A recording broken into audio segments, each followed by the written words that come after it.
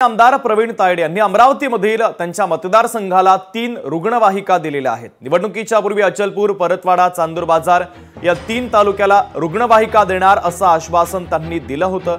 त्या आश्वासनाची अखेर पूर्तता त्यांनी केलेली आहे। महसूल मंत्री तथा अमरावती जिल्ह्याचे पालकमंत्री चंद्रशेखर बावनकुळे यांच्या हस्ते 3 रुग्णवाहिकांचे उद्घाटन देखील करण्यात आलेलं आहे।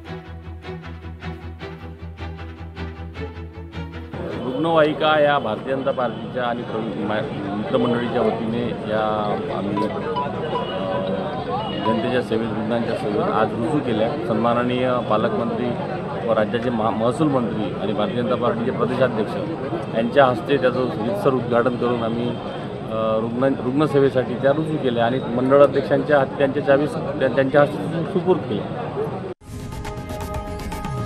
लोकशाही मराठी ऐका, पहा, जागरूक रहा।